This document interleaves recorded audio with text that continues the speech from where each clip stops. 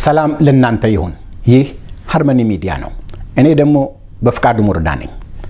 ሃርመኒ ሚዲያ ሰውና ተፈጥሮ ተኮር በሆኑ ጉዳዮች ላይ ከሚያቀርብላችሁ ዝግጅቶች መካከል አንዱ የሆነውን እነሆ ዛሬ ይዞላችሁ ቀርቧል። የዛሬው ዝግጅታችን ስለ ጋዜጠኝነት ነው።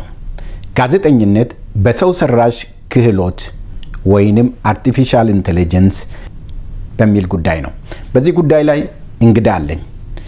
እንግዳችን ጋዜጠኛ ሰለሞን አባተ ነው።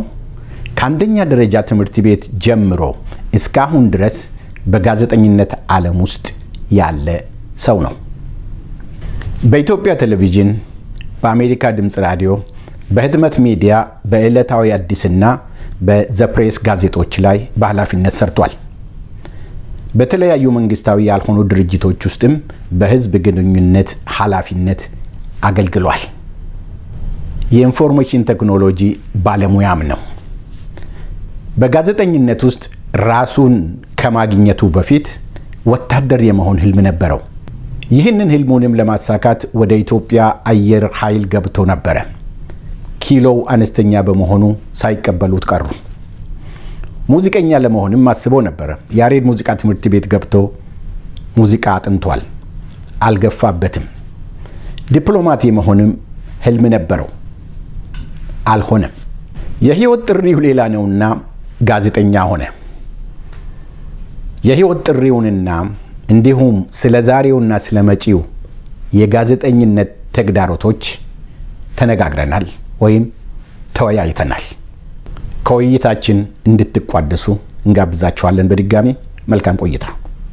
አንድ ታዋቂዎቹን የአሜሪካ መጽሔቶች ታይምስ እና ፎርቹንን መስራች እንደሆነ የሚነገርለት ሄነሪ ሮቢንሰን ሩዊት ወደ ጋዜጠኝነት ዓለም እንዴት እንደመጣ ሲናገር የተቻለኝን ያህል ወደ ዓለም ልብ ቅርብ ለመሆን ለዓለም ልብ ቅርብ ለመሆን ስለፈለግኩ ነው። አንተስ ምን ግድ ብለው ነው ወደዚህ ወደ ጋዜጠኝነቱ ዓለም የመጣው? እስኪ ወደ ኋላ መቼ ነው የገባህበት? ምን ግድ ብሎ ነው የመጣው? ወይስ በእግረ መንገድ ዘሎ የገባብህ ነገር ነው? ቆንጆ አጀማመር ነው ፍቄ። በቅድሚያ አመሰግናለሁኝ ስለጋበዝከኝ። ወናጎ የአንደኛ ደረጃ ትምህርት ቤት ተማሪ ሆኜ በልጅነቴ ሁሉ አንዳንድ የትምህርት ቤታችንን ክንዋኔዎች ለተማሪዎች እዘግብ ነበረ። ወናጎ የት ነው? ወናጎ በቀድሞ ሲዳሞ ጠቅላይ ግዛት አሁን በጌዴኦ ዞን ውስጥ ያለች ከተማ ነች። ቆንጆ ከተማ። የአንደኛ ደረጃ ትምህርቴን እዛ ነው እስከ ስድስተኛ ክፍል አጋማሽ ድረስ እዛ ነው የተማርኩት። ከትምህርት ቤታችን የስፖርት ቡድኖች የትልልቆቹ ማለት ነው የስፖርት ቡድኖች ጋር ወደ ተለያዩ ከተሞች ሲንቀሳቀሱ አብሬያቸው እየሄድኩኝ ዘግብ ነበረ። ያን ጊዜ እንደ ባስኬትቦል፣ እንደ መረብ ኳስ፣ እግር ኳስ፣ ሩጫ እና አሁን በዓለም ራግቢ ተብሎ የሚታወቀውን አይነት ጨዋታዎች እንደዚህ አይነት ነበሩ። ጥሩ ነበሩ። እየተስፋፉ የነበረበት ጊዜ ነበር በትምህርት ቤቶች ውስጥ እና ስፖርት ትልቅ ቦታ ነበረው ትምህርት ቤቶች ውስጥ እና እነዛን እንቅስቃሴዎች እየተከታተልኩኝ አብሬያቸው እየተጓዝኩ ማለት ነው ከነዛ ቡድኖች ጋር እየመጣሁኝ እናገር ነበረ። በሰልፍ ላይ ማለት ነው በተማሪዎች ዘግብ ነበረ። በዛ ላይ ቦይ ስካውትም ነበርኩኝ። ያን ጊዜ እያደኩኝ ሲሄድ ጋዜጠኛ ሆናለሁ አልነበረም የኔ ሀሳብ፣ አልነበረኝም ትልም ጋዜጠኛነት ውስጥ የመቀጠልና የማደግ እንዳልኩ ጥሪ ሆኖ በዛው ቀጠልኩ፣ በዛው ገባሁኝና ምልህ እድሜ ሆነ እንጂ ወታደር መሆን ፈልግ ነበረ፣ ሙዚቀኛ መሆን ፈልግ ነበረ። ከልጅነቴ ጀምሮ በዓለም አቀፍ ግንኙነቶች ውስጥ የመግባት አምባሳደር የመሆን ህልም ነበረኝ፣ ሀሳብ ነበረኝ፣ ሐኪም የመሆን ፍላጎት ነበረኝ። ግን እነዚህ ነገሮች ሁሉ እየመጣሁኝ እየቀረብኩኝ ትምህርቴን እየጨረስኩኝ ሲሄድ አልሆኑም እና አንድ ጊዜ የስኮላርሺፕ ፕሮግራም ታወጀ አንድ ጊዜ እና ያ የስኮላርሺፕ ፕሮግራም ሲታወጅ ጋዜጠኝነት አንዱ ነበረ። ጋዜጠኝነትን መረጥኩኝና ወደ ሶቪየት ህብረት ሄድኩኝ። ሶቪየት ህብረት ሄጄ ኢንተርናሽናል ጆርናሊዝም በሚባል የትምህርት ሙያ ተሰለፍኩኝ። በዛው ቀጠልኩኝ። በጣም ጥሩ ነው። ወደ ሶቪየት ህብረት ሄድክ፣ ጋዜጠኝነትን አጥንተህ መጣህ። ከዛ ኢትዮጵያ ቴሌቪዥን ይመስለኛል የተቀጠርከው ስራ የጀመርከው ይመስለኝና ከዛ ከኢትዮጵያ ቴሌቪዥን ጋር በተያያዘ ይሄ በወቅቱ ተወዳጅ የነበረ የመዝናኛ ፕሮግራም ነበረ፣ 120 የሚባል ፕሮግራም።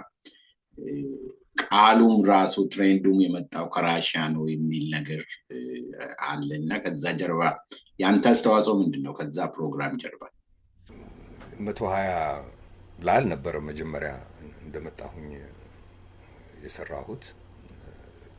ሪፖርተር ነበርኩኝ። ከዛም ፕሮግራሞች አቅራቢ ነበርኩኝ። ዜና ሰራ ነበር፣ ዜና አቀርብ ነበር እና የተለያዩ ዝግጅቶች ነበሩ። የዛን ጊዜ ፕሮግራሞችን እናቀናብር ነበረ እና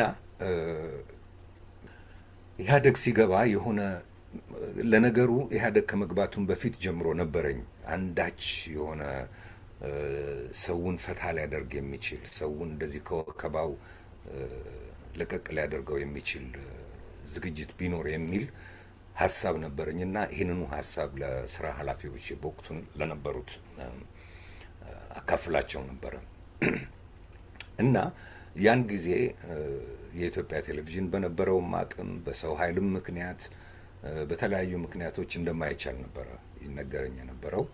ከዛ በኋላ ግን ትንሽ ቆይቶ ይህንን ሀሳብ በጽሁፍም ጭምር ነበረ ያቀረብኩት፣ ዝም ብሎ በውይይት ብቻ አልነበረም እና 120 ዝግጅት የመዝናኛ ዝግጅት እንዲጀመር እንደዚህ አይነት መዝናኛ ብቻ ሳይሆን በፊት ህብረት ርኢት ትልቁ መዝናኛ ነበረ። የቅዳሜ ታላቁ ፊልም የሚባል ነበረ ጊዜ ነበረ። የልጆች ጊዜ ነበረ። የልጆች ጊዜ ለአዋቂዎችም ጭምር መዝናኛ የነበረ ይመስለኛል ያን ጊዜ በቴሌቪዥን እና ከዛ የሀሳብ ተቀባይነት አገኘ። ያን ጊዜ አቶ አማራ አረጋዊ ነበር በነገራችን ላይ ይሄ ዝግጅት ሲጀመር የኢትዮጵያ ቴሌቪዥን መምሪያ ኃላፊ ነበር ያን ጊዜ ይባል የነበረው። በኋላ ነው ስራ አስኪያጅ መባል የተጀመረው እና አቶ አማረ ጠራንና ይቻላል ወይ እንዲህ አይነት ዝግጅት አለ? ይቻላል አሉ። ለምን አይቻልም?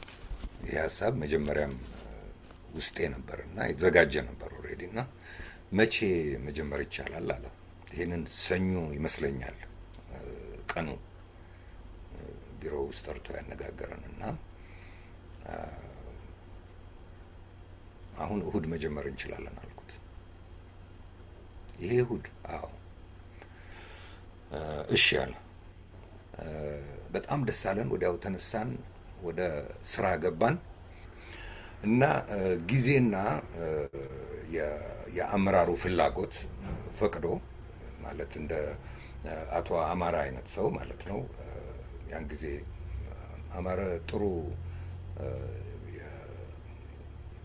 መሪ ነበር ያን ጊዜ ብዬ አምናለሁ ለኢትዮጵያ ቴሌቪዥን እና ብዙ የመግባባት የመነጋገር የለውጥ ሀሳቦችን ማንሸራሸር የሚቻልበት ጊዜ ነበር እና ያ ሁኔታ ፈቅዶ ስንጀምር ይህንን ስምም አብሬ አቀረብኩኝ።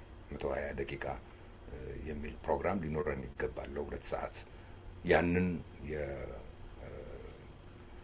የሶቪየት ህብረቱን ሞዴል የተከተለ ማለት ነው እና ተፈቀደልን። ከዛ በኋላም ያ 120 ደቂቃ መሆኑ ቀርቶ 120 ተባለ። ለምን 120 እንለው ዝም ብለን አለ አቶ አማረም። ጥሩ ነው እንደው ብዙ ሳታንዛዛ 120 ተባለና እና የኔ ኃላፊነት ወደ ጥያቄ ለመምጣት ይህንን ከመጀመር ጀምሮ ማስተባበር፣ አንዳንድ ዝግጅቶችን ማቀናበር፣ ሪፖርቶችን መስራት እንዲህ አይነት እና በቀጥታ ማቅረብ ዝግጅቱን ማቅረብ ነበረ። የኔ ዝግጅት ብቻ አልነበረም ያ ዝግጅት። የኢትዮጵያ ቴሌቪዥን ባልደረቦች በሙሉ የሚሳተፉበት ዝግጅት ነበር።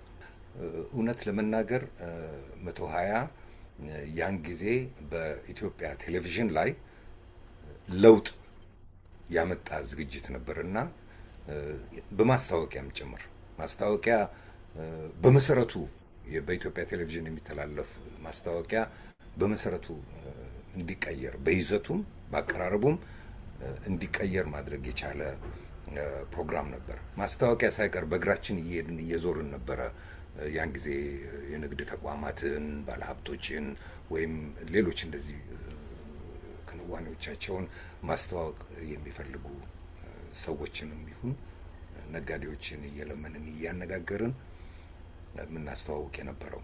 እንደ ዛሬ አልነበረም እና ይሄ ነበረ 120 ላይ እኔ የነበረኝ ኃላፊነት።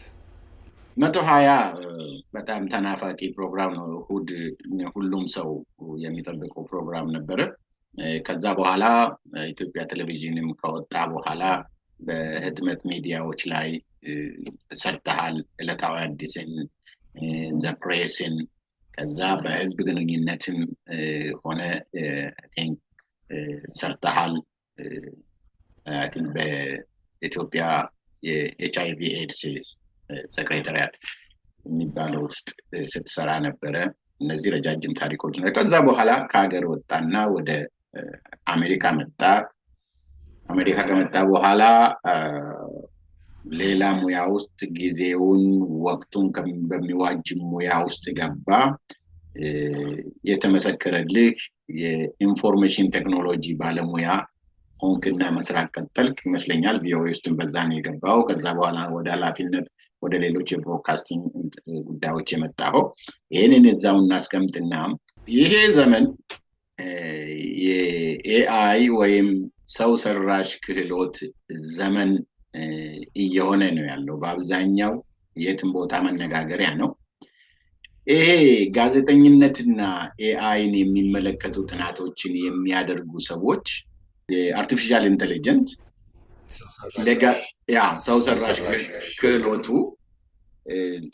ለጋዜጠኝነት ሙያ ስጋትም በረከትም እንደሆነ ይናገራሉ። ይሄ ሰው ሰራሽ ክህሎት መጪውን ጋዜጠኝነት ወይንም የዜና ክፍሉን ኒውስ ሩም የምንለውን ነገር ወደ መለወጥ የመሄድ አዝማሚያ አለው።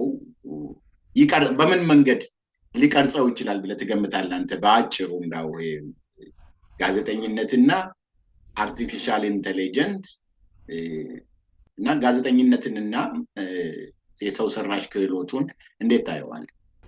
ለጋዜጠኝነት ተለይቶ ይሄ ሰው ሰራሽ አእምሮ ወይም ጀነሬቲቭ ኤአይ ወይም ጄን ኤአይ ባጭሩ እየተባለ አሁን የሚጠራው ስጋት የሚሆንበት ምክንያት አይታየኝም። ጋዜጠኛነት አስኳሉ አለ። ራሱ ጋዜጠኛነት እዚህ ጋር ተሳፋሪውን ከሚጓጓዝበት ዘዴ ይሄንን ራሱን አስኳሉን ተሳፋሪውን በሚመለከት ኢንፎርሜሽን ቴክኖሎጂ በለው ወይም ደግሞ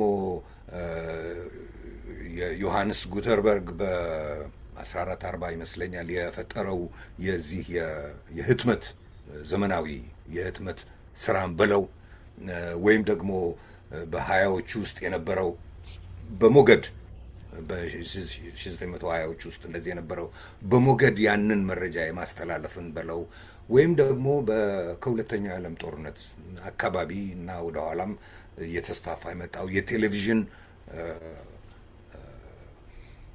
ዘዴ ወይም ደግሞ አሁን የመጣው ደግሞ አሁን እየሰራንበት ያለ ነው የኢንተርኔት ዘዴ እሱን ያበላሹታል፣ ይበርዙታል የሚል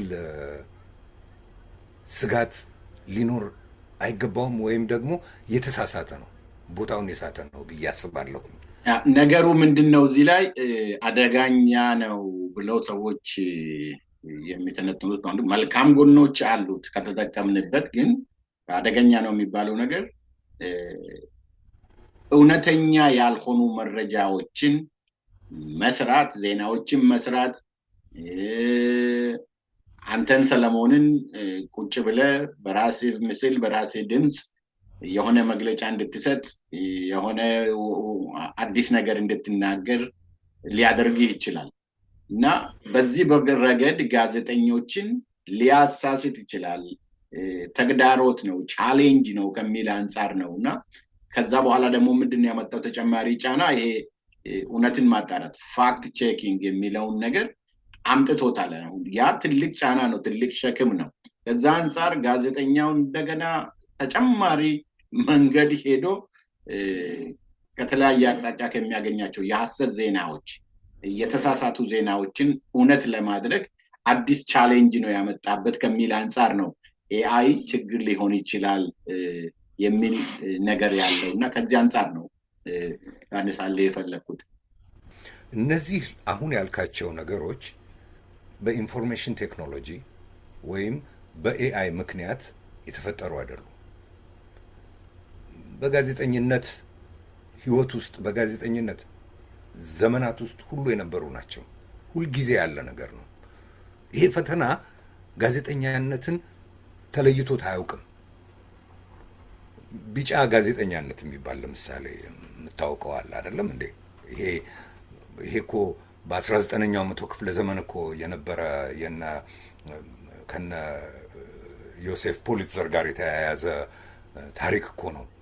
ይሄ ቀልብን ሊያነሳሱ የሚችሉ ወይም ደግሞ ትክክለኛነቱ ላይ የምናቀርበው መረጃ ወይም የያዝነው መረጃን ትክክለኛነት ላይ ትንሽ ከሱ ሸረፍ አድርገን ትንሽ አጋነን እና አራግበን የጋዜጣ ሽያጭን ወይም የመጽሔት ሽያጭን የማዞር የማስፋት አይነት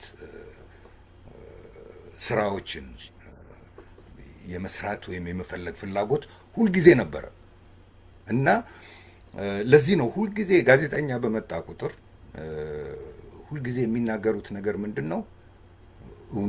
እውነትን ጋዜጠኛነት ማለት እውነትን መፈለግ ነው። የአሁኑ ጋዜጠኝነት አባት ተብሎ የሚታወቀው ዋልተር ሊፕማን የጋዜጠኛነት ተግባር እውነትን መፈለግና እሱን ደግሞ ካገኘው በኋላ ደግሞ እሱን እንዳለ ማቅረብ ነው ይል ነበረ። ጆርጅ ኦርዌል የሚለው ነገር ነበረ። በሸፍጥ ዘመን እውነትን መናገር አብዮተኛነት ነው የሚል አባባል ነበረው። ይሄ ምንድን ነው? ጋዜጠኛነት እውነትን መናገር በተፈጥሮ ውስጥ ሁሉ አብሮት የተጓዘ መከራ ነው፣ ፈተና ነው። ኤአይን ይልቅ አንተ ያልካቸውን እነዚህ የማጋነን ውሸት የማውራት የሸፍጥ እና የማራገብ አይነት ወይም ደግሞ ሁከት የመዝራት እንዲህ አይነት እንቅስቃሴዎችን ለመገደብ ወይም ለመታገል እንደ መሳሪያ ልትጠቀምበት የምትችለው አጋዥ ኃይል ነው፣ ለጋዜጠኛነት አደጋ ሳይሆን ማለት ነው። በጣም ጥሩ። ከዚሁ ጋር በተያያዘ እንግዲህ ኤአይ ወይም ሮቦት እንደዚህ አርቲፊሻል ኢንተለጀንስ የሚሰሩ ሌሎች የስራ ዘርፎችን ከሰው ልጆች እየወሰዱ ያሉበት ሁኔታ አለ። በግልጽ የምናየው በተለይ ባለንበት ዓለም ውስጥ ብዙዎቹ ስራዎች አሁን በአርቲፊሻል ኢንተለጀንስ በሮቦት የሚሰሩ ስራዎች እየሆኑ ነው ያሉት። ጋዜጠኝነትንም ይሄ ቴክኖሎጂ ከሰው ልጅ የሚቀማው ይመስልሃል? አሁን እንደማየው ዜና ሁሉ ማንበብ ዜና ሁሉ ማንበብ የጀመረበት ሁኔታ አለ እና ጋዜጠኝነትን ከሰው ልጅ የሚቀማ ይመስልሃል ወደፊት? ኤአይ ወይም ጄን ኤአይ ይሄ መፍጠር የሚችል የመረጃ ወይም ደግሞ ሰው ሰራሽ እውቀት ወይም ሰው ሰራሽ አእምሮ ብዙ ቦታዎችን ሊተካ ይችላል ከጋዜጠኛነት በስተቀር። ሰው ሰራሽ ክህሎት ደም የለውም፣ ስጋ የለውም፣ አጥንት የለውም። አእምሮ ይሄ እግዚአብሔር የፈጠረው አእምሮ የለውም፣ ፍቅር የለውም፣ ሐዘን የለውም፣ ስነ ምግባር የለውም።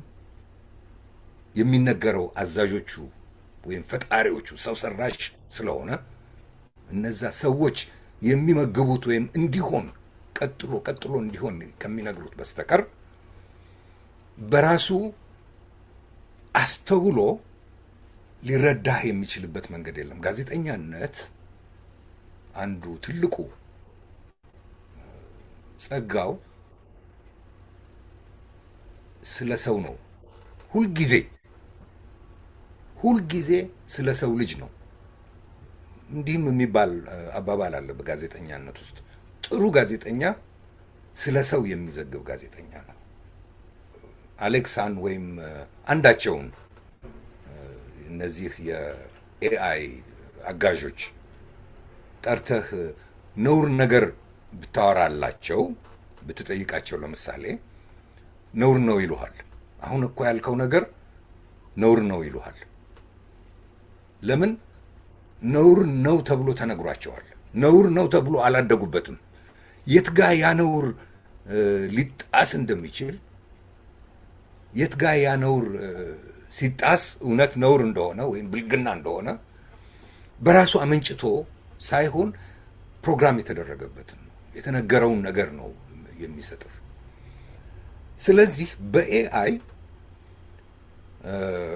ነውርን ማራገብ የሚችሉ፣ ሁከትን መዝራት የሚችሉ፣ ዓለምን ማጥፋት የሚችሉ ሰው ሰራሽ አእምሮ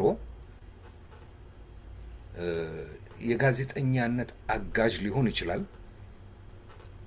አንዳንድ ስራዎቹን አንተ እንዳልከው ተቀነባብሮ የቀረበለትን ነገር እንዲያቀርብ ልትነግረው ትችላለህ፣ ወይም ሊያቀርብ ይችላል።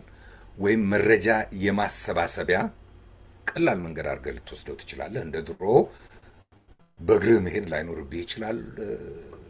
ወይም ደግሞ ብዙ መጽሐፍት ላይብረሪ ገብተህ መቆፈር ላይኖርብህ ይችላል። ኤአይን ትጠይቀዋለህ።